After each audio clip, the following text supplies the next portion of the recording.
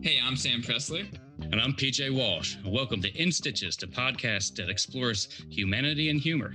This week we have Stephanie Kline as our guest on the podcast.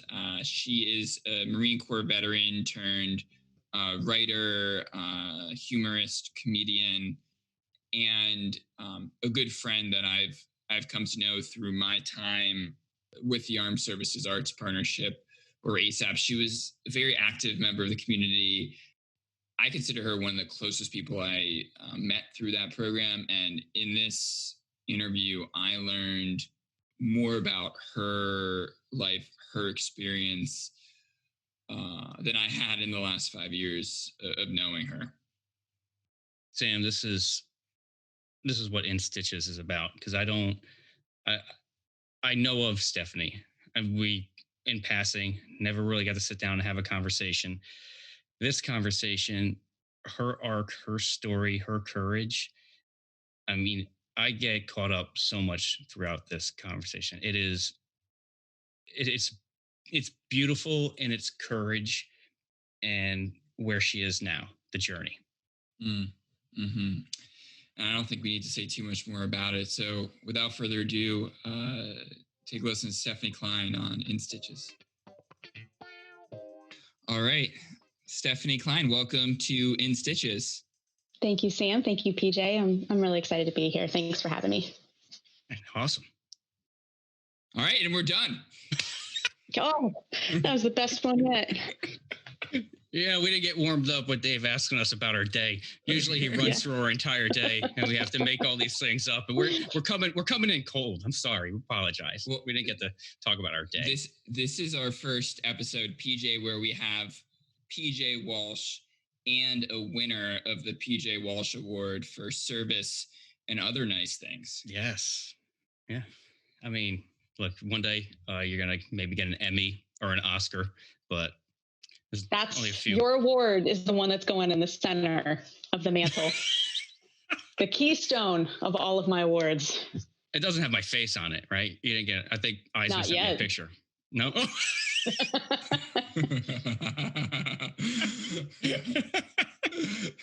That's such a good idea. Mine does. Mine's right over here over my shoulder. It actually has my face on it. So Stephanie, I know it's been a long road from your humble beginnings to the PJ Walsh Award for service and other nice things. And I want to use that as a segue to hear about how it all began. So tell us a little bit about your childhood, your upbringing, kind of where you got started. Sure. And I recognize that a lot of times when I do jokes, I will joke about my mom, but I don't do too much about my childhood, and no one ever hears about my dad. My dad was in the Air Force. He spent 25 years in. So I grew up all over the world on Air Force bases. My mom was a nurse, and so I had a similar childhood to most military kids, but then a pretty different childhood just in how I was raised and kind of how that childhood brought me to comedy later on. How many different bases, like overseas, in country? How many? Because your father was a 1-star when he retired, right? Yes. Yes. How many different places? Yeah. Most of them are defunct at this point, so they don't even exist. So we started off Williams Air Force Base in Arizona, which is no longer. We went to not Incirlik, which is in Turkey. That base, we were actually at the embassy in Ankara. My dad worked there. And then McGuire Air Force Base, which is now Joint Base, McGuire-Dix-Lakehurst. And then Howard Air Force Base in Panama, which is no longer. And my dad TDY'd out to the Philippines when Mount Pinatubo blew up. And so kind of, I think he's like the angel of death for bases for the most part. And then Davis-Monthan Air Force Base, which is still there, and then back to McGuire. And my dad left active duty after 13 years and stayed in the reserves for a while. So all over. And what was that like for you, just bouncing around through your childhood? I didn't know any different, so I thought it seemed somewhat normal, but it really kind of set up a sense of that people weren't long-term. that relationships weren't long-term. My dad is one of 4 siblings, but I grew up, he told me he was an only child because he had a great falling out with his family. So I didn't know that I had family. My mom was an only child. Her mom had died before I was born. And, her dad, my grandfather, died when I was very little. And I never met the other grandparents. I met my grandmother a lot later in life. And so it was just very isolated. And I'm an only child. And so there was just no permanence to any relationships because you get close to people and then you move 2 years later. Right. And so it's kind of great for someone who was good at making friends fast, but it has taken a really long time for me to keep friendships because I was just never a part of my upbringing. Oh, there's so many places. Yeah, go ahead. Like going to each schools where they're not groups, you never cross with anybody from different bases or anything? Once, so one of my best friends when we were at Panama, we ran into her family years and years later. But at that point, I just felt no emotional connection at that point. Like I had already moved on, which of course is completely different now because I see someone who I, might have passed on the endurance course at TBS 10 years ago. And I run into that person. I'm like, oh my God, it's so great to see you. And just the connection is instantaneous. But as a kid, wow. I just, and probably up until I joined the military, there was just none of that permanence. There was no really thought that like this needs to be a long-term relationship because I'm going to move and we're going to forget about each other. And that's kind of adaptive, right? Like if you started to feel a relationship or a connection to people, you'd end up hurting yourself more. So it's like, this is how I kind of got to get through living. And you didn't even realize it was just part of your upbringing. Right. And with that, my mom's a wonderful person, but we would move to these places and she would just be so isolated because she wasn't your typical officer spouse. She had a job. When we were living in Panama, I was 9 and 10 years old, and my mom would commute back to New Jersey for 6 months at a time. And so it was my dad raising me and a Panamanian maid. At that point would come in and take care, make sure that, my hair was brushed, that I had bathed and, really just kind of helping to take care of me because my dad was not really equipped for that. And, so it was definitely more isolating and just kind of weird overall in the very formative years, having my mom gone. I mean, she basically deployed for 6 months out of the year. You were dealing with your father deploying for the military and then your mother deploying for work. So how did that shape you, having to would seem to be very strong, but differently strong-willed parents, one maybe more militarily, the other more, professionally and pretty intrepidly as a breaking the mold of a military spouse? So a lot of people think of me as very funny, and I encourage that. But I wasn't a very funny kid just because I had a very serious home life. My dad was an asshole. He was not a good person. There was a lot of psychological abuse there, and I basically had to be an adult. And so there wasn't a lot of goofiness. So one thing, kind of in preparing for this and thinking about, my past, I was seeing like, what's one of the funniest things when you're a kid, like when you're an 8-year-old kid? Farts. Like farts are the funniest thing when you're a kid. My dad wouldn't allow it in the house. He said it was unladylike. It was absolutely disgusting. I'm an 8-year-old kid. There's nothing funnier to me than hearing farts or hearing myself fart, and just, I would get screamed at for it. So there were just a lot of things about being a kid that were kind of taken away. So I was definitely goofy in some, and when it was just my mom and I could be goofier, and my mom is the queen of goof, but I was just more of a serious kid, and I wasn't that nice to the kid. When you see all these reality shows and there's always that one person that's like, I'm not here to make friends, I'm here to win. That could have been painted on my bed in all of my rooms growing up. You made relationships that were transactional, and that's what I took from my dad.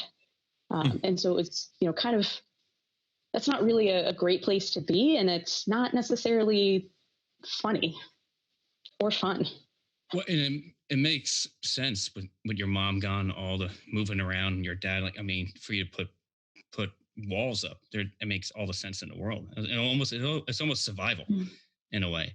And by the way, 48 years old, still love farts. Farts are just the funniest thing ever. I don't care. They're so funny.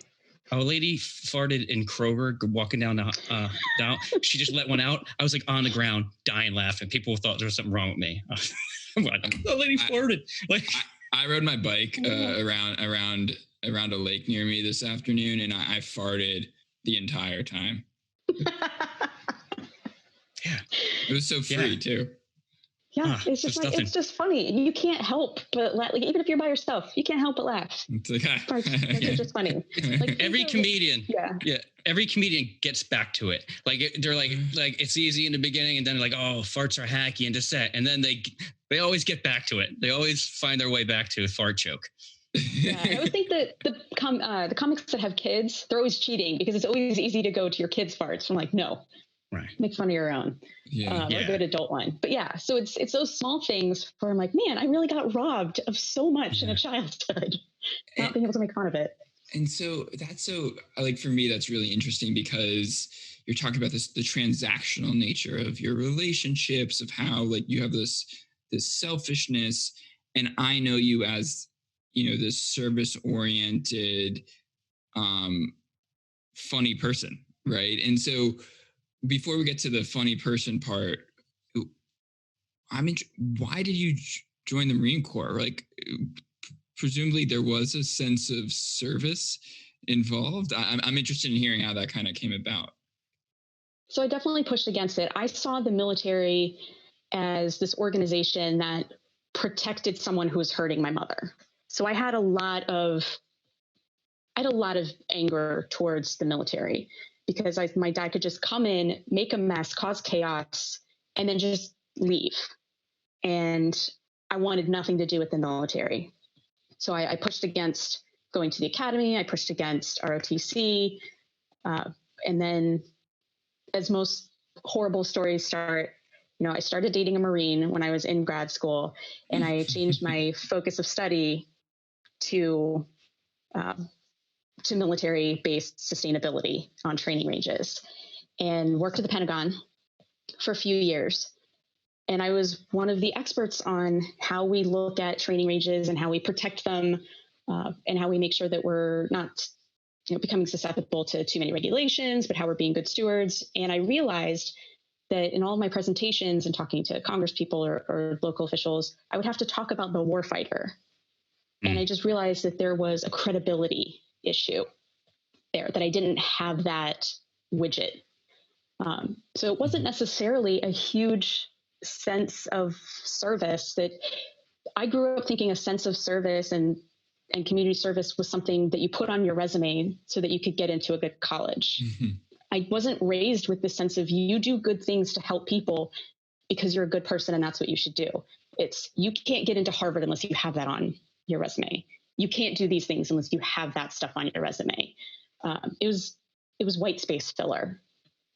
So when I thought, okay, I need to have this bit of credibility, I chose the Marine Corps. I was at a conference and this 2-star general had walked up to me and he heard rumors that I was looking at all the different services. And he did the best Marine Corps thing where he just walked up and said, I hear you're thinking about joining my Marine Corps. The fuck makes you worthy? And it's that switch that just flipped in the back of my head of I have to prove something. And I have to prove something to this authority figure. Because the way I grew up, I was very much a trophy child. Like my dad would take me out and parade me. By the time I was 7, I knew all of the European capitals. I had them memorized and I could recite them based on geography. I could recite them alphabetically. I could recite them based on their history. But, I would be brought out at parties and that's what I would do. And the minute I would mess up, I was useless. I would get screamed at in public quite a bit. So it was definitely kind of that love-hate thing with authority.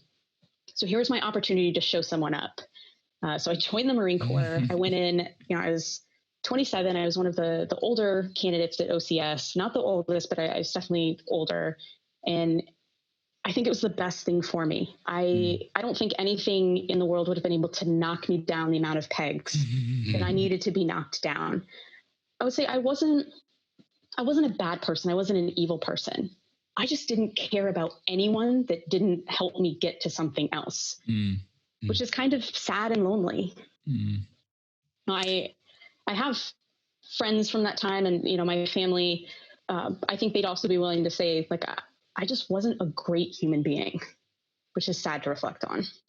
So, how in particular did it knock you down pegs? Like, what was it about your Marine Corps experience that did that to you?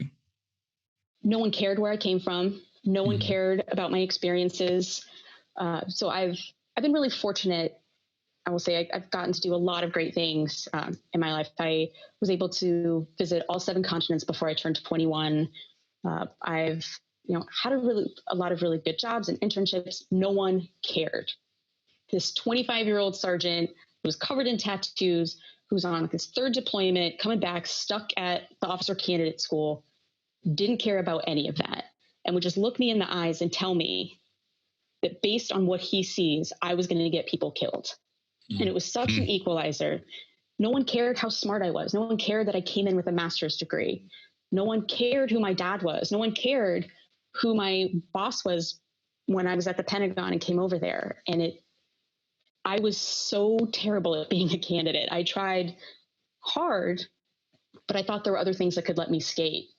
And it was a very phenomenal lesson on the Marine Corps does not give a crap who you think you are.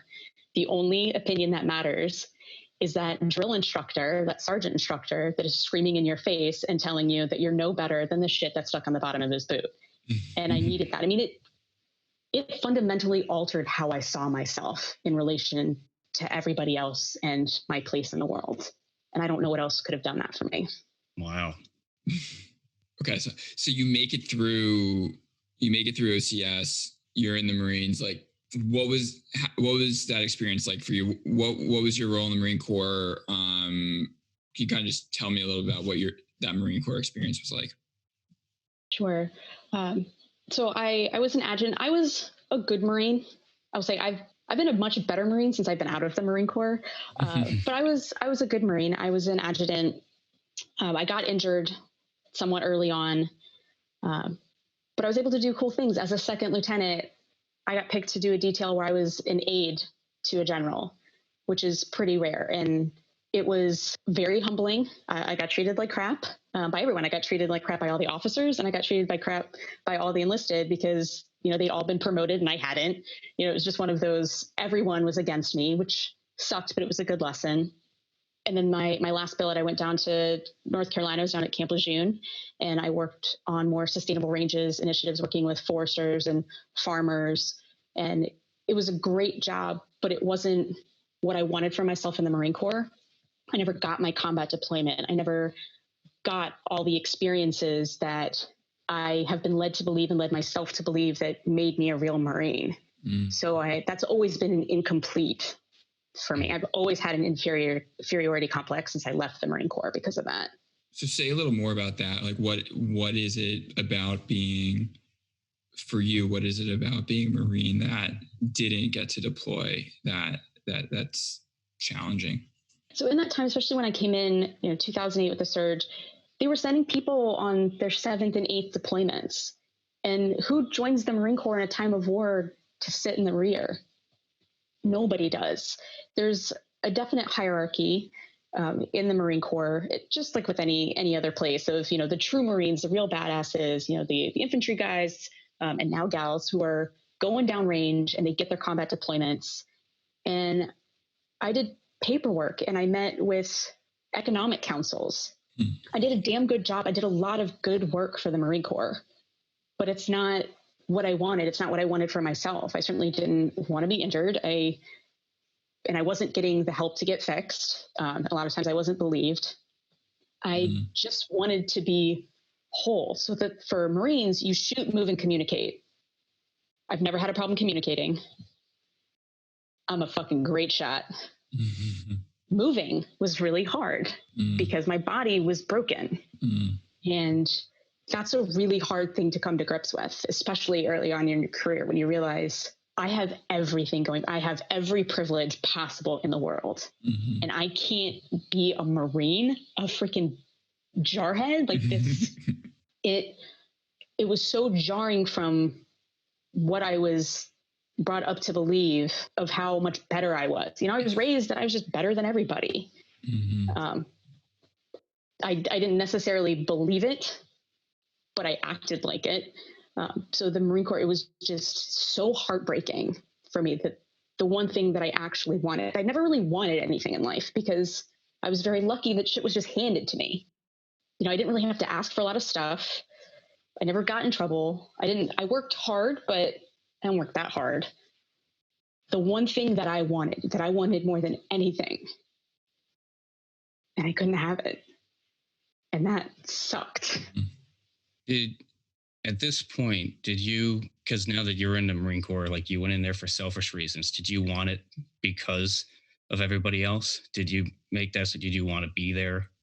Is it that, you know, because I have that fact that I wasn't in combat and stuff in my mind. There's this like guilt that sits in me because I know someone right now is somewhere living uncomfortably, so we can have this conversation. And then when you're in it, what did you turn that corner and it was more about like, man, you want to be there for other people, for your fellow Marines? Yeah, absolutely.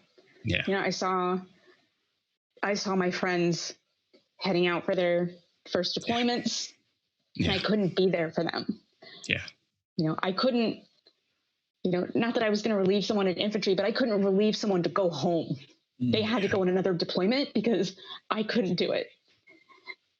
You know, yes, I'm super upset that I didn't get to stay in the Marine Corps because I would have liked to stay longer and, you know, would have liked to be the badass, but I couldn't be there for other people. So I think probably grappling with that of, you know, I just discovered that I could not be a shitbag and that I could actually be a good person, maybe. And the one way that I found that I could do it got taken away. And that sucks. I don't think it's a way though. Like, just like, yeah, I know that pain is there, but it's not a way, you know, because that's with you forever, that, you know, you telling your story and everything that you do with other service members, it continues. And I personally just know when I went back over and started entertaining troops in 2004 and I would see their faces, I see all these, like I would come home and have such a hard time. I'd have such a hard time knowing that like I'm living on a tour bus and making people laugh and having all this kind of stuff. But I just know like, it's just a part of you that just feels like, so had I been in and at the time and not being able, I'm totally feeling what you. I think you're brave, one, to admit it and to carry it and to go through it. Yeah. And I do as well. And I think like knowing you, like there's just such a pride in the Marine Corps. It's like a core part of your identity. Like I know you as that as a part of your identity, but you also at times I've seen level like some of the more caustic critiques of sharp critiques of the PJ says I use two big words sometimes. Perfect. But you know, I know you to level some of the sharp critiques of the Marine Corps as well. So like, how do you, I'm interested in like what kind of contributes to that and how do you balance those poles? So growing up in defense, you know, I kind of grew up with some anger towards the military. And that pretty much melted once I joined the Marine Corps and was fully indoctrinated into that, where it's just all Marine Corps all the time. As I was getting out and I saw how easy it was for the Navy to throw me away, it starts to make you really look at the organization. And I think, you know, even now in the context of the protests of looking at these organizations, the helpers, these groups that are supposed to be there for you that you've grown up defending, and you have to look and say, I can still love them, but God damn, there is so much wrong right now. Seeing some of those things with the Marine Corps, from getting hurt. And then, right before I joined the Marine Corps, so I got my letter for officer candidate school, and I was going to celebrate. A buddy of mine who was he was a captain. He was out on the West Coast. He's like, "Hey, I'm going to be in the area. Well, I'll take you out and congratulate you."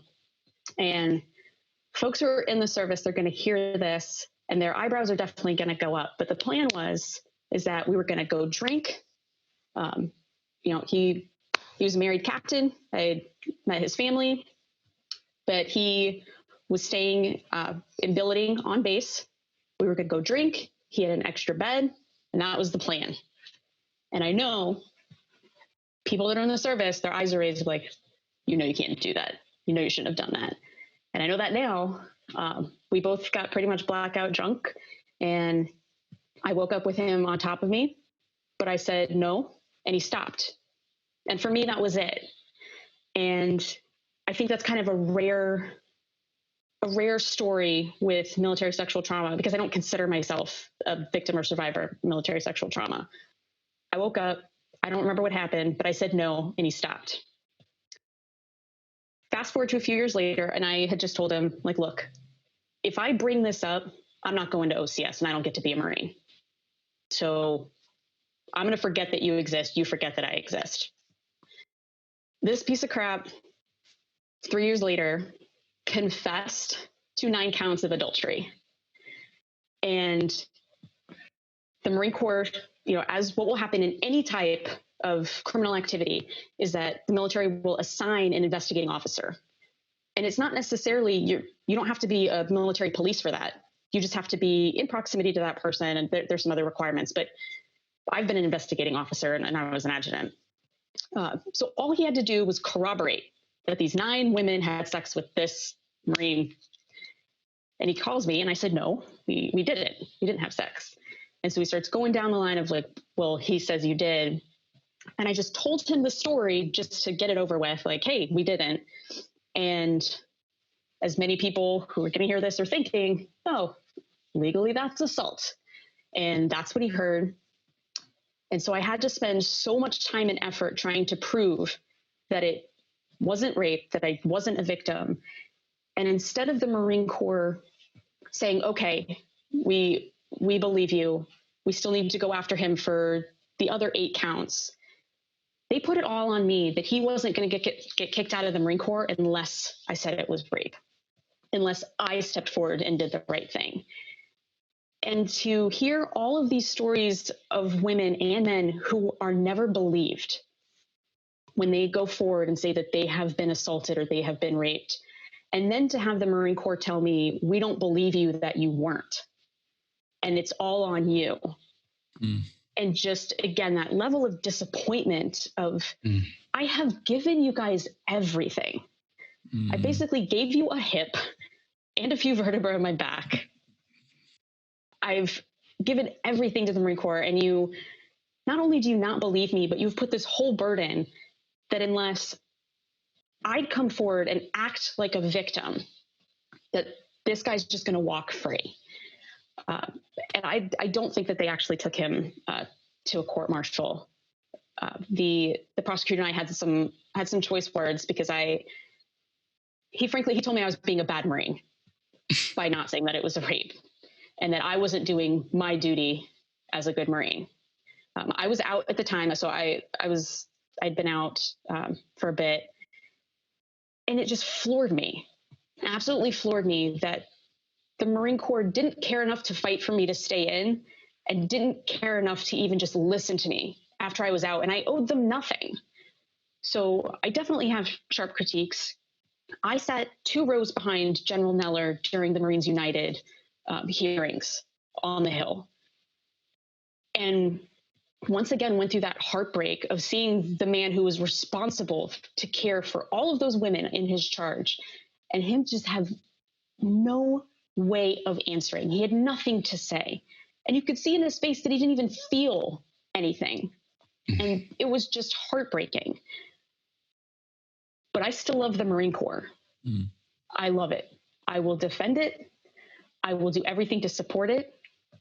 Since I left the Marine Corps, every job has been about helping veterans, helping the military, helping installations. Everything I do is to help them, whether it's through comedy, whether it's through my job. I love the Marine Corps. I'll always love the Marine Corps.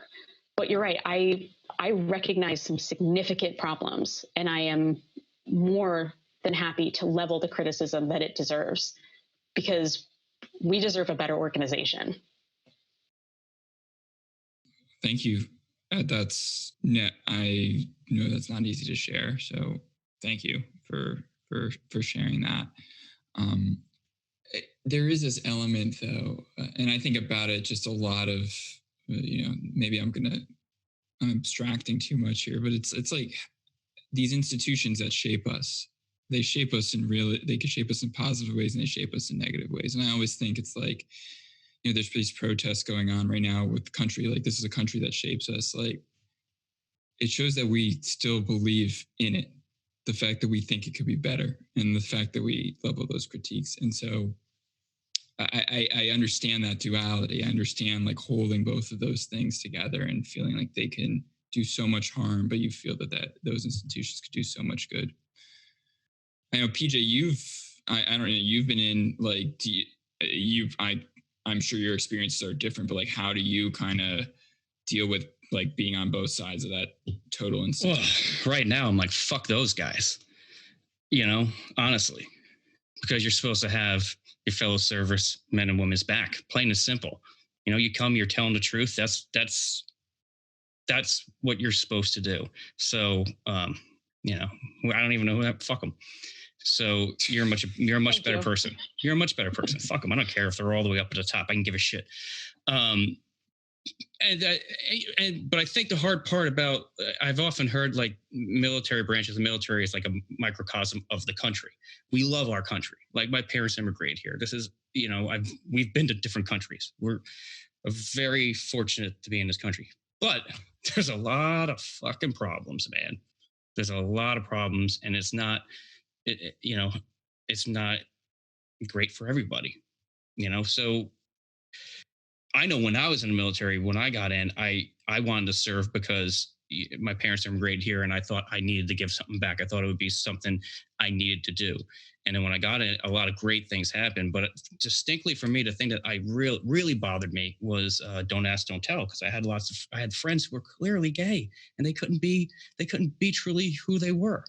And that bothered me. I'm like, we're defending freedom and the right to do it. And you can't just be who you are in this thing. So to me, it was just one of those things where I just kind of like, I call it like, when a dog looks at something like dog-headed sideways, like, well, that doesn't make sense for everything that we're doing. And, and then the politics of it definitely started, like, you started really seeing where you can start the chess game for certain people. So, and I did my time. I was at Lejeune, for first 3 years, and then ended up at Bethesda, and then at the White House, and then and I was like, okay, I'm good, I'm out. I've seen enough of all this, and then I kind of left. My CO was very, very angry when I left, but yeah, honestly, hearing what happened to you just makes me so. It makes me so angry, because I know so many great people and so many great captains and lieutenants that I worked under that influenced me to this day. And it's just, I'm just really kind of pissed off right now, Sam, to be honest with you. But it's those individuals that you cling to. So most of, the enduring relationships of, the first true enduring relationships. I'm good friends with a few people from high school, but it was the Marine Corps. I mean, there were people who I was at TBS with for a bit and at the basic school, and we're still friends to this day. And those are the people that made the Marine Corps for me. And that's what it is. When you hear a lot of people, and it sounds cheesy when they say, you don't fight for your country, you fight for the guy or gal to the left or the right of you. And it's totally true. With all else going on, I loved the Marine Corps. I loved the Marines that I was with. I had some shitty leaders, And I had some great leaders. I'll say in the Marine Corps, one of my first COs, he was the first person that ever stood up to my father for me. I was a baby lieutenant at the basic school. We were all in one of the large auditoriums, and I got called to the front, and I got called to the CO's office, which is never, ever a great thing. You never, ever want to be highlighted, or skyline, as we say. And I get there, and my dad apparently had called and was harassing my CO for my contact information. Now, when you're a commanding officer and you get 300 new lieutenants and they're all still new, you don't know anybody. You don't know their names. You have no reason to be loyal to them. You have no reason not to just say yes, sir, and give the yelling colonel on the phone what he wants. And he didn't. He stood up for me, and he refused to back down. And that's something that I will remember to this day. And so it's with all, it's not with all the negative. There were some definitely shitty parts of the Marine Corps, but I cling to the stuff that was so great, because it was so great. This guy who truly, he owed me nothing except that he outranked me and I happened to be in his chain of command, and he stood up for me. And that's everything. And that set the tone for me. And I just want to hold on that and tie it back to your story from earlier, just to make this actionable, right? So there's going to be service members listening to this. There's going to be veterans listening to this. What can the service member today, the veteran today, whether male or female, but more so male, do to support someone like you in that situation? What do you think their role is, like the role of the everyday service member or veteran, to make these institutions better places for women? One of the things we saw with Marines United is there was a lot of criticism that came out about the good service member who stood by and did nothing, like the good bystander. There was a lot of criticism that was levied, but we're all guilty of it. You can really ruin your career by speaking up against toxic leadership if other leadership doesn't step in. So if you call out racism or sexism or just a toxic environment and no one else backs you up and no one from higher comes in and that guy isn't relieved of command, or maybe he's relieved of command, but he just gets moved to another unit and treats them like crap, or gets to retire with full pension and benefits, you've gained nothing for yourself except a reputation as that guy. Not the good guy, but the guy who's going to create problems. And that's a culture issue. And so it's really hard to do. And leadership from the top, after the Marines United piece and with the protests now, have been saying, you have to be the person that stands up when you see it. We've seen how they treat most of the service members when they actually stand up and try to say something. And it's not great. And for that, I'd say it's the duty of veterans to call out that toxic leadership, because we see it and we know what's happening. We know that those pieces of crap are being protected. We know that they're getting out with full pensions. They don't lose rank for stuff 10 times worse than they have destroyed junior enlisted careers for. And that's really hard to fight. But I think veterans, that's their space. For the everyday service member, you have to find the ways to be able to report it and to be able to support that service member who's going through a hard time. But no one should have to sacrifice their career or their safety if they're not going to be protected either, because then all you've done is create two vulnerable people. And that sucks to say. And that's so counter to everything that we've learned. But we have also been trained that if you're the good person that tries to stand up to that bad leadership, it's rare that anything good happens. And that it's sad to say that. But again, that's where the really engaged veterans can speak up. And that's why I am so vocal with my critiques, because I know we can be better. And I know that it's difficult to do that from inside. That's the part, Sam, and as you're talking about that, I've always had issue with, because there is a status situation in military. There's all these untouchables, but then the boots on the ground is exactly what you said. It's like, when I was in boot camp, first thing they said, they stripped us all naked. We had nothing. And then whoever was next to you, they take a good look to the left, take a good look to the right. That's all that matters. And when you have that, and then the institution breaks your heart, that's a tough one, because you're in there because of the person to your left and to your right, to the people that you're going overseas with and that you serve with. You're supposed to lean back on that institution. So Stephanie, I think actually your point on, that you've become more vocal, that you've become more outspoken now that you're out. I want to now pivot a little bit towards that part of your life and your story. So kind of just, can you talk us through, basics around your transition out, what that experience was like? And we can kind of take it from there. Sure. So I got out. My boyfriend at the time, now my ex-husband, he was active duty. And so it was incredibly difficult because, and PJ, you can say this, is that when one of your friends is getting out for whatever reason, whether it's good or bad, there's just this automatic separation that starts to happen where you're just no longer really a part of that. And I think it changes a bit, as people gain rank and as people get out of the service.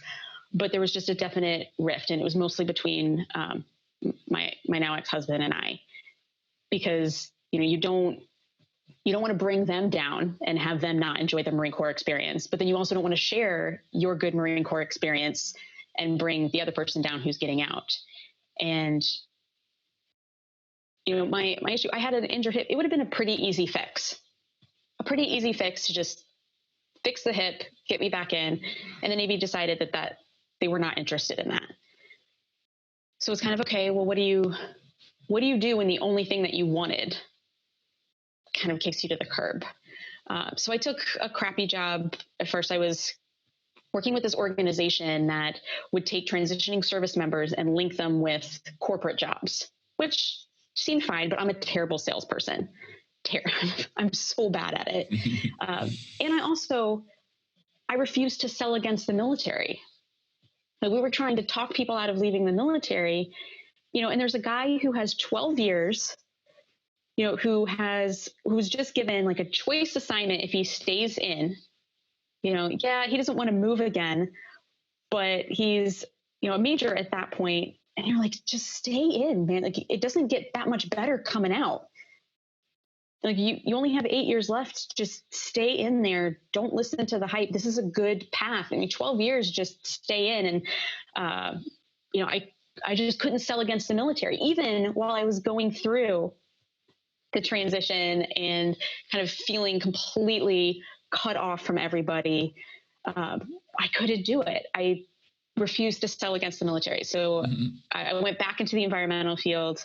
I was living in Raleigh, North Carolina, for a while. And that's where I lived for a bit until I got hired to run President Obama's initiative, Solar Ready Vets, up with the Department of Energy, which linked transitioning service members with jobs in energy, particularly in solar and training. And so that seems like a huge calling for me, of being able to help veterans, because a lot of the times there's a lot of well-meaning people on either side who want to help veterans, but you really have to be able to speak that language for a lot of credibility.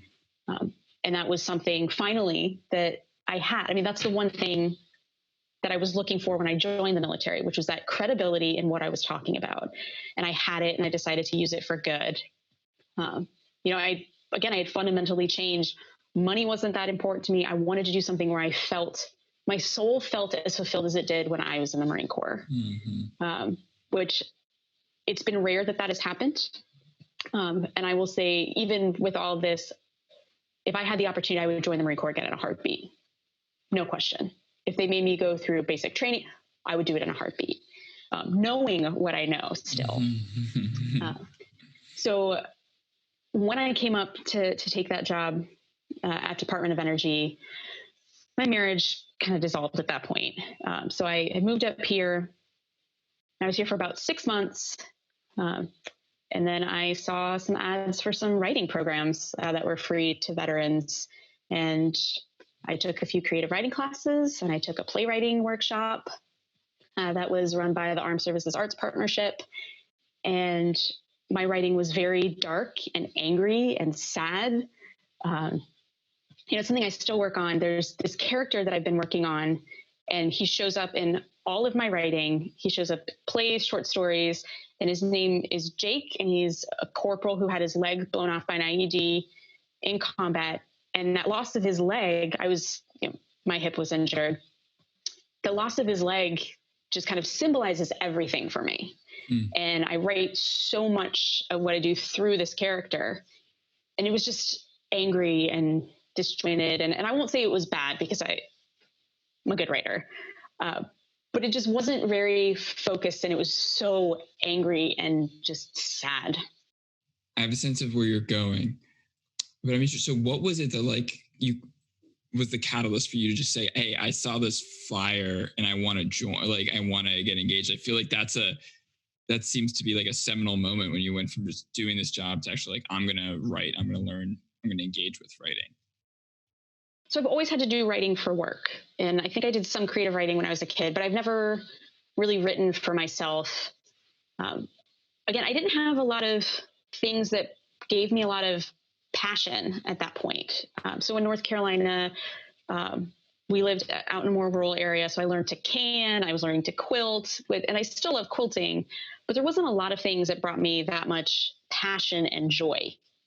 We got into dog rescue and rehabilitation, which again, I love, but it didn't provide that light that when I start writing does. There's just something about when I start writing, and it truly just changes everything for me. So I was looking to get into how I could do something with my spare time. And I just saw this flyer, like at a Starbucks somewhere, for some free writing programs. So that's when I had signed up for it. And that was kind of it, is I wanted to find something to find my passion again. Because a lot of the hobbies that I did were centered around the fact that my ex-husband didn't want to go anywhere. He didn't want to travel. He didn't want to go out and do things. We stayed home all the time. And so I found myself trying to come up with hobbies to make me happy in a situation that I wasn't necessarily happy in. So writing is something that's just for me. I don't have to share it with anybody. And I don't have to be good at it. I don't have to screw everybody. If I enjoy the writing, that's all that matters. Yeah. So that's where I came to. I appreciate that. And I know I paused you there. So you're in this playwriting workshop, and you can kind of take it from there. I just wanted to make sure that we drew out a little bit of why you got into writing in the first place. So Maurice DeCall, big supporter of the Armed Services Arts Partnership and a great playwright. He saw that I was in pain and that I definitely had something to say, and very gently and lovingly kind of pushed me towards focusing on some of the things in my writing, like the comedic timing. It was very, very dark piece, but there were just moments every once in a while that made him laugh, which I was not expecting. And he said, think about exploring that. Just think about it. And I thought about it, and then I applied to be part of the Armed Services Arts Partnership Comedy Boot Camp. I got it. And for me, when I went in, I was just thinking, okay, this will help with the writing. That's all I want to do. I don't like being on stage. And you were there for the classes, and you saw I lectured my jokes. My jokes were written really, really well. But sweet Jesus, was the delivery so bad, because I didn't care anything about it. And being up on stage, I never liked being skylined, one, because in the military, it's a terrible thing. You're getting in trouble. And then growing up, being skylined was like my dad screaming at me in a commissary that I was incompetent, like in front of all these people. So having spotlight on me is not something that I ever wanted. But we worked on the delivery and got into a place where, it was acceptable. And for the grad show, I said, okay, I'll do the grad show and that'll be it. And I kind of fell in love with people responding to my writing. And I know part of it, I will say the delivery has gotten much better and people do respond to the delivery, but they love my writing. And it's just such immediate feedback. I love when people will read what I wrote, but seeing them react immediately to something that I wrote and having them laugh, like all the work that you pour into writing that one joke for 2 seconds of guffawing that's kind of magic. And I just stuck with it. I've been chasing that high. I love the parallel, and I don't know if you've noticed it, but when you went to join the Marine Corps, it was to boost your resume. And then you found people, and people made the difference, the people you served with. And then when you decided to go to boot camp, but you said, I just wanted to improve my writing, and that group of people made a difference again. Because if I'm listening to your story, it just wasn't there when you were younger, but now it seems to be there in a very, very, very positive way. Yeah, I never expect to latch onto the people because I never did before the Marine Corps. And then every single time I try something else, it's the people that keep bringing me back, and they just end up surprising the crap out of me, and I fall in love with them too. And it's just the most meaningful relationships for me have come either from the military or from comedy. I said before that the Marine Corps really changed how I looked at myself. Comedy changed how I looked at other people completely. It gave me that sense of empathy, and it gave me that sense that, so all the things of, we have this shared experience and everyone's the same. And then hearing the stories on stage, and I was just so proud of hearing people talk about, no, your story is not my story. Like, this is my upbringing. This is my life. And hearing them tell it in a joke, I love hearing people tell jokes just because it's so different from me. It's kind of ASAP. A lot of times we'll talk about the shared experience that we have, which is great. But I love the fact that everyone gets on stage and it's so different. And it really just made me appreciate people more, approach people differently, approach relationships differently, maybe more honest, because you create this space where you want to give positive feedback and also help people grow. And from the military side, it's not so much about you want to create that safe space. It's you have a deficiency and fix it. And so I've always appreciated that honesty, but there's not really a lot of room for growth, like any type of emotional or personal growth in there. It's you suck at this, stop sucking. Like, that's how it works. And then in comedy, it's this part's really good. You can tighten up X, Y, and Z. You can cut these words off. You can change the way you deliver this. And what I have found, particularly within the veteran space, is that we're looking for that honesty, but just with a little bit more heart to it. And that's kind of been the great thing. Yeah, I just love hearing that, because I parallel with you. The Navy was great. I always look at my life and I'm like, break it down. In high school, I'm like, whatever, didn't really mean it. The day after I graduated is when I started getting my education, and the military was so good to me. But when I got into comedy, and that's like when I say I started getting my growth mindset. Because when you're hearing all these different perspectives and different lives, like I got that in the military, but then comedy just gives you everybody. Like, people are like right now, like, oh, this is happening in the world. Where you been? Have you ever listened to comedians? Have you, like, when you're like working with comics, you're hearing every perspective, every experience, and it made me it educated me to so much more than just mine. That's the beautiful part about comedy. It's just you hear from bisexual comics, Black comics, Hispanic. You get such an education, and you get it when you're back in a room and you're all talking to each other and you have that camaraderie. It's awesome. It's awesome. I'm so happy that you found it, because, like, for me, and I'm so happy to get to talk to you, because it jacks me up again. As, you know what I mean? Like, it really does, because, like, I guess it's the long in the tooth in this game, and you can get jaded, but I don't get jaded when I see people excited about what the arts and comedy could do, because I know what it's done for me. And when you do it smart too. I don't want us to not talk about the dilemma, because that's a great idea for a movie that you guys made, and hilarious. Thank you. Hilarious. Thank you. So Tammy Heinlein and I, we met through the Armed Services Arts Partnership. We were in the same comedy class together.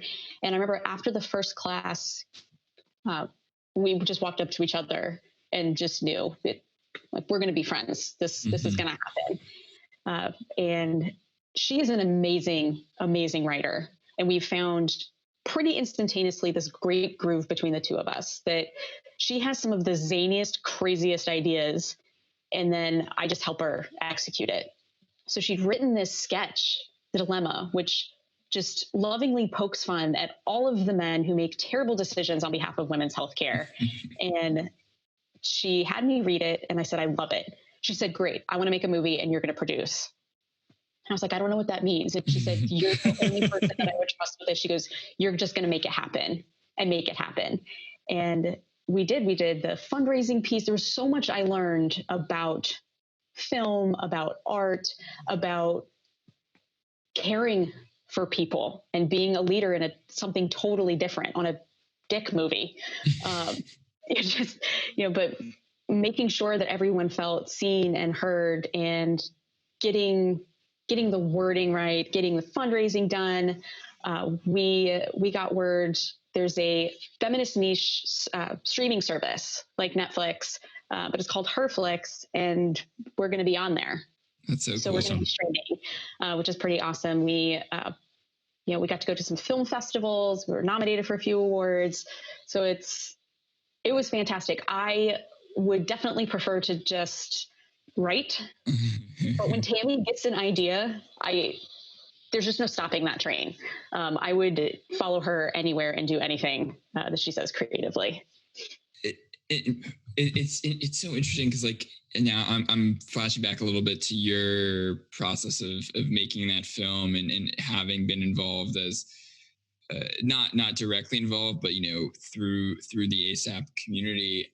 And it brings me back to your point from earlier of how you said, like, you had such transactional relationships with people. And then what I think about when you made that film was, like, at every stage of the process, you were thinking about how could I involve other people from this community. You were like the glue person for the community, whether it was, I remember you had posts to have like actors from the ASAP community. You had people who helped out with like light and the set from the ASAP community. You hosted your screening at our improv instructors theater, right? Like, I love this conversation because I only saw the other side of your this transformation of, like, I know you as this deeply other oriented person of how do I bring as many people as possible in to be part of this thing that I'm passionate about. And so it's just so, PJ, as you're talking about dilemma and Stephanie, as you're going through this, it's bringing me back to, like, you were the glue in that process. You were creating the community through this creative project that you were working on. I woke up one day and had to ask myself, what is it that I want to be? Like, I have 50% of this person's DNA, and some of the traits are good. Most of the traits are terrible. And it's a choice, and I have to make that choice every day. Like, waking up, like, are you going to be an asshole today, or are you going to be a good person? Doing those types of projects, bringing those people in, it makes it a more natural choice. But it's not like I wake up every morning and I'm a great person. I have some very deep-rooted, just on tap, ready to go cruelty in me. And I'm really good at it, which sucks. But that's not who I want to be. And I know people who have met me through comedy or the Marine Corps, they don't believe it a lot of times when I tell the stories that I can be horrifically mean. But that's not who I want to be, because opening myself up has just been so much more fun. And you're right, the transactional nature has gone away. I have people who legitimately care about me. Mm-hmm. And it's not transactional for them either. And it's just, there's nothing that can ever take the place of that. There's no resume, there's no job, there's no shiny thing other than the PJ Walsh Award that can like replace that. Yeah, there's going to be a new award. I'm telling you, you're getting an award. We're going to name it after you. It's going to be about courage and opening up. PJ's award is gone. Your face on it. Yes, please put my face on something. That would be fantastic. It'll be a more solid gold kind of trophy. It's not going to be, because I think that award is like a see-through glass. Like, it's going to be more solid. It'll stand the test of time. Good murder weapon as well. That's what I'm looking for out of my stuff. But comedy just makes it easier to be happy. It changes the way that I operate at work, and it changes the way that I interact with people. And it just provides those quick elements of abilities to refocus any type of anger or frustration and be able to interact with people in a way that's just a lot more loving, which is, how I prefer that to be. Yeah. When did you start realizing, did you have a specific moment when you started realizing that like people started responding to you differently? Like, what was that process like? You were putting something different out into the world. And my experience is always, when you put something positive or good out in the world tends to reciprocate. Like, did you have any moments as you were going through this process of getting into comedy where you started realizing how you were relating to others changing, and then kind of in kind how they were relating to you? I think the best example for me would be my relationship with my mom. My dad taught me some French so that he could shit talk about my mom and she wouldn't know. Like, I was very much raised that my mom was beneath my dad, and she just wasn't as important. And because she never really pushed back, it was a very classic abused woman. And it took so long for her to leave him that I always had a little bit of that anger. And I wasn't very nice to my mom for a really long time. I just wasn't. I was a really bad daughter. I think after the Marine Corps, and particularly with comedy, my mom and my family just noticed a change in me. Recently, there's a family member of mine who is a racist piece of crap, and he posts racist stuff all the time, and I called him out for it. And there's another family member who took the opportunity to tell me how much, basically, that she's always hated me, and just let me have it in this post. And my family kind of panicked a little bit because, one, if you're going to do a battle of words with me, you're never going to win. And they just expected me to blow up. And I had to stop and say, she's going through a really hard time right now. Do I deserve some of it? Maybe a little bit of it. Like, most of the stuff in there was wrong, but her anger was justified. She was in a lot of pain at that particular time. And I said, it's not worth it to do that. There's just no reason to go after that. And I think that shocked the hell out of my family, because growing up, it was slash and burn. My dad didn't argue with my mom to get to a better place. He fought to win. He fought people to dominate them. And so for me to say, I'm not going to engage in this fight, let's just let it go. Let's just be bigger and kinder.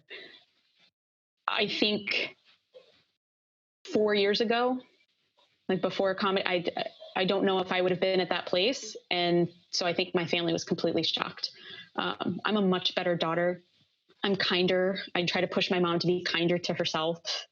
We still fight because she's a Jewish mother and she drives me crazy. But overall, I think that's the biggest thing, is just I have become the daughter that I always should have been, and that my mom really deserved. And it's also great because I make so much fun of her on stage. And she is really, really nice about it. Stephanie, I'm interested now, because you've been doing comedy for close to 4 years. So you've been doing it for a bit of time.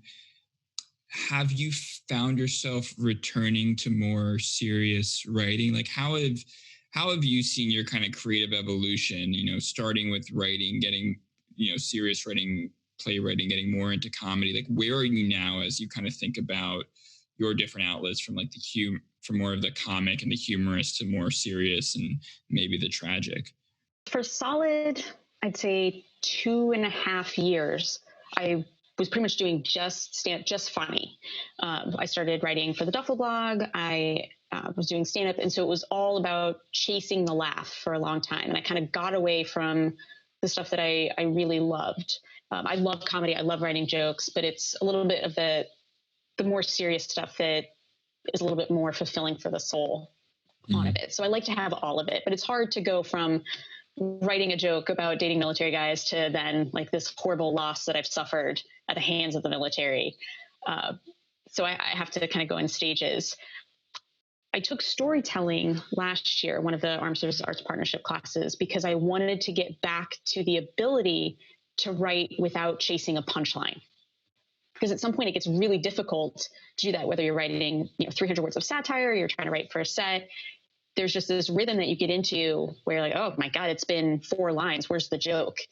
And for the storytelling, again, I ended up telling a comedic story about peeing on Nazis in Montana. So I couldn't get too far away from comedy, but it was good to be able to draw that out and get back to some of the more dramatic elements. And then I also took, it was a 2-day workshop with the Veterans Writing Project with Jerry Bell. And I was telling her I was a little bit blocked up, and I was telling her about this character that I had, Jake, that I just can't seem to get away from it. Anytime I try to write something else, he just kind of works himself back in. And she said, you have to just let him speak. Just finish his story, write it out, let him go for however long it takes you to get to a final product where you can say goodbye to Jake after writing it. And so I'm still working on that right now. I have 9,010,000 ideas for short stories, sad stories, longer plays. And COVID has been really difficult because I work from home. I haven't been able to be as creative. I haven't been able to do a lot of writing at all in my home. But it's something that I think about every day. And I think if I post enough about writing on Facebook, eventually, like, I'll be cool, I'll be a writer, and it'll just happen. But it's one of those, I need to just start doing the work for it. But it's just been on my brain that that's something that I want to re-explore. I haven't been able to do any comedy shows, none of the Zoom shows. So I haven't done comedy since March. And I think I'm kind of getting normalized again to my home and finding more spaces where I can maybe start writing again and just let Jake happen, let it out, and then maybe return back to some funnier writing. Everything's a work in progress. Like, when you think about what's next for you, where do you want to focus? Like, what do you think about? What do you have left to really kind of work through and address, whether it's through writing or through comedy or through service? Growing up, I feel like I always wanted, to be famous or be recognized for doing something super smart, super impressive. I just want to finish the damn play. And for me, I think that would be a huge thing of being able to finally address all the feelings of failure through this character. Failure at marriage, failure at the Marine Corps, failure at other relationships. Just being able to finish that out and really look and say, what do I want to do next? And that's the beautiful thing about art, is that I don't know. I could decide, that I want to start singing or painting or not singing, but comedy has just let me explore so many other sides this might be interesting. Let me try it out. And it's kind of given me that confidence. It doesn't matter if I suck at it. What's the worst that's going to happen? That's one of the best things that comedy has done for me, is that I no longer feel that pressure to be impressive for people. I'm up here having fun. Of course, I would love for you to laugh. I would really like to be impressive. It's important for me for you to know that I stayed to my time. 5 minutes. I was on and off the stage in time. No one else was. But I do the stuff for me because I love it. And that's the big thing. So whether it's goofy or funny, just kind of, I can allow myself more to just be in the moment and not be so planned, like what the next big writing adventure is. I just want to write stuff and actually finish the projects. I think that's enough. With that character, have you thought about, I know when I came to time to do my one-man show and I went to theater school just for this specific like actually, much like you did, I was doing stand-up. I went to theater school because I wanted to communicate without going for the laugh. I'd been through stuff and I knew if I communicate for a living, I there's a story I want to tell that's deeper. And after I did the 2 years, I knew it was time. I had to get it out. I have to create this thing. So I just picked a fringe festival. I signed up for it, got accepted, put a name for the title of the show up. Didn't have the show yet. I knew it was all swarming around in here. And then I had a date that I needed to show something. And that was like, okay, now it's time to get to work. Mm-hmm. So that might help you with that character to like work in some way to get that date. Because if you want to, you know, move past that, move past that, get it on the calendar and write it, put it out there. I think you nailed it. I think that's what I need to do. Just instead of waiting until it's done or mostly final to find something to put it out to, just do it. Like, you know what? Nope, you're doing a reading of it in 2 months, so better make it freaking happen. I love that idea. Stephanie, it's not just your idea. I got about 80 of the same things. I need to apply that same thing. You know what I mean? Like, I'm saying this to you, but it's all directed at me too. Hey, buddy, let's go. This entire, if there's one thing I've learned from doing this podcast with PJ is that PJ uses this to kind of project out the things that he needs to do for himself, and I use this for supplementary therapy sessions. Those are the two key takeaways from this podcast.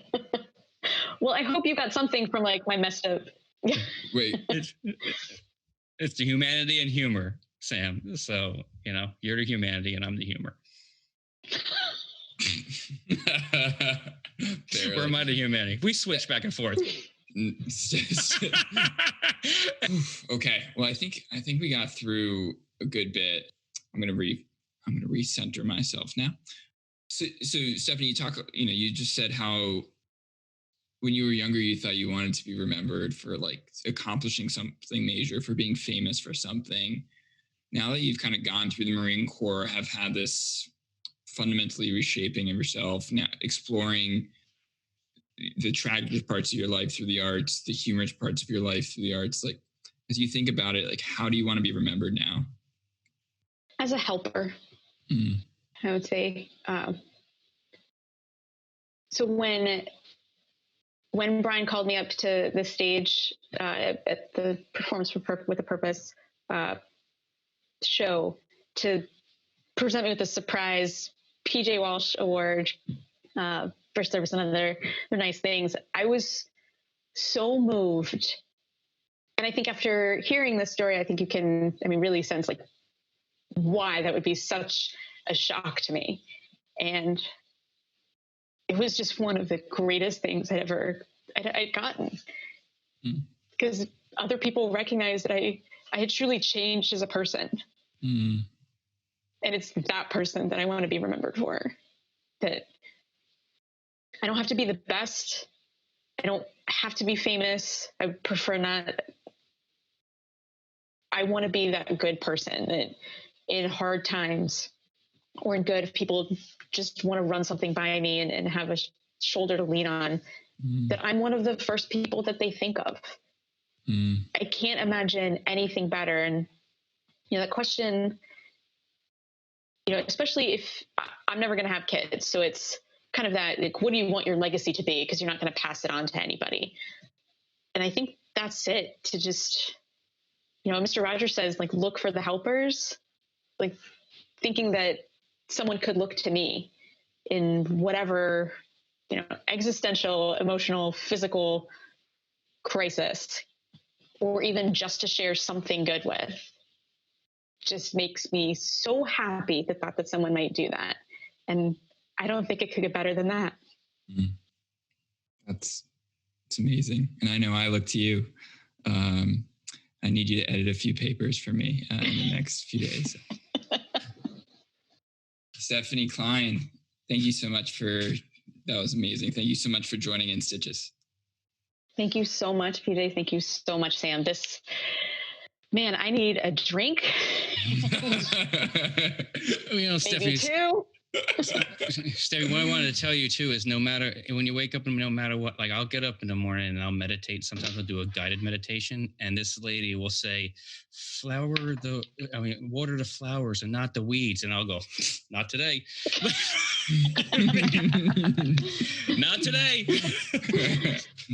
So like we all wake up late like that, but I really appreciate, your whole journey. It's really, it's very strong and brave and open, and just you got me tearing up like a few times through this, so I really appreciate you sharing everything.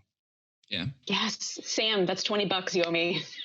If I got to make him tear up, but it's that was loaded. I cry all the time. What a prick. He's trying to take you.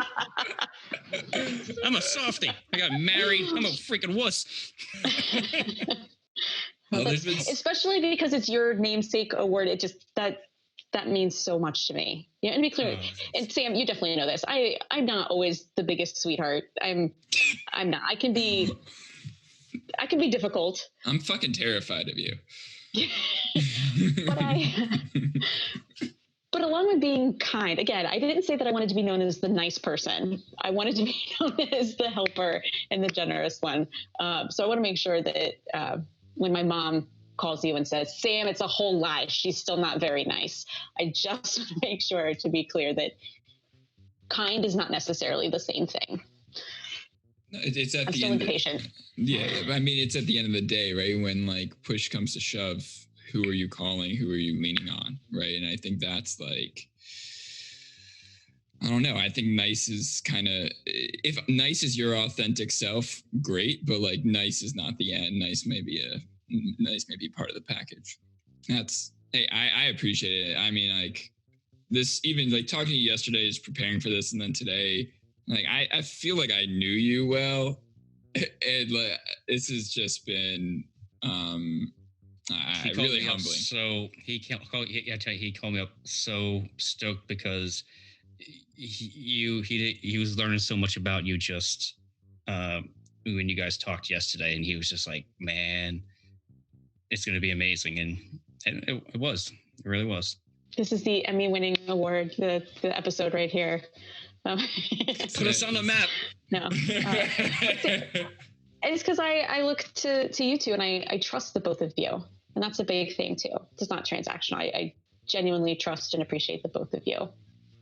Thank you. If we can do that for each other, then it would work out pretty good, because Sam and I do not trust each other yet. No, he's the greatest.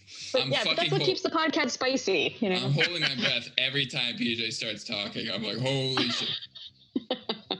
No, it's no. Sam. I mean, and like we always say, man, you started this thing, and it's really touched a lot of lives, dude. So yeah, I'm a little scared, but I'm really happy. I think my mom is going to be very proud. And that's me. Yeah. I love my mom. Your mom's the best. Yeah. Oh, yeah. Thank you, guys. Awesome. This was super fun. I'm going to go drink. Bye, guys.